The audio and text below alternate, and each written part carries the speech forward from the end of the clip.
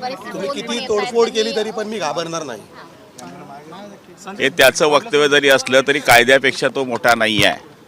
कितीही त्यांनी वल्गना केल्या तरी शिवसेना त्याला आपल्या स्टाईलने धडा शिकवेल एवढी खात्री आम्ही आपल्याला या ठिकाणी देतो. म्हणतात की माझा डीएनए आणि कुणाल कामरांचा डीएनए एकच आहे, त्या पद्धतीने मला माहिती त्यांचा डीएनए काय आहे, शेवटी तो त्यांचा व्यक्तिगत विषय आहे. कुणाल कामरा का ये कहना है देवेंद्र फडणवीसांचं वक्तव्य आहे की 2014ला जी युती तुटली त्यामध्ये फक्त 4 जागांवरनं ही युती तुटली. शिवसेनेचाच मुख्यमंत्री होणार होता, उपमुख्यमंत्रीपद भाजपकडे होतं, मात्र शिवसेना म्हणजे उद्धव ठाकरे अडून बसले. 4 जागांसाठीच युती तुटली आहे खरोखर.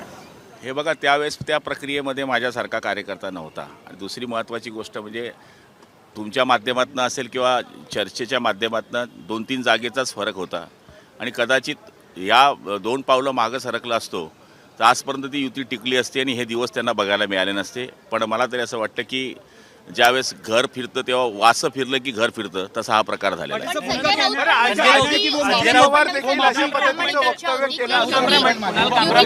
ही संजय राऊत देवेंद्र फडणवीसांची सुद्धा प्रामाणिक इच्छा होती असं संजय राऊत म्हणतात. कुठेतरी पुन्हा एकदा राजकीय कूस बदलण्याच्या दिशेचे संकेत आहेत का? नाही, संजय राऊतांची आजचं वक्तव्य जे म्हटलं तुम्ही की त्यांची इच्छा होती देवेंद्रजीची, मग आमची इच्छा होती का युती तोडायची? पाटील साहब उन्होंने कहा है कि किसी तरह से माफी मांगेंगे नहीं और जो अजीत पवार ने जो कहा है वही उन्होंने रिपीट किया है.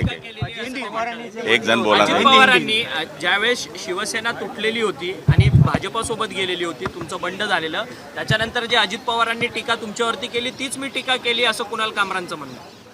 बघा, कुणाल कामरांचं म्हणणं जरी काही असलं तरी एक राहिलेल्या माजी मुख्यमंत्र्याला सध्याच्या उपमुख्यमंत्र्यावर अशा पद्धतीचं टीका करणं मला तरी वाटतं हे शोभनीय नाही आहे. हास्यविनोद हे करायचे असतात आणि निश्चितपणाने ते प्रत्येकाला आवडतात. बुरामत मानो होलीमध्ये पाहिजे त्या प्रकारचे हास्यविनोद महाराष्ट्रामध्ये होतात, त्याचा कोणाला राग येत नाही. या अशा पद्धतीने दाढी, चष्मा, रिक्षा, ते का कोणी दाढी वाढवणं काही चुकीचं आहे का? मला तरी असं वाटतं की हे वक्तव्य त्यांनी व्यक्तिगत माणसाची हानी करण्याचं वक्तव्य केलेलं आहे. आणि शिवसेना काय ऐरी गैरी नाही आहे, त्याला दाखवून देईल काय असतं.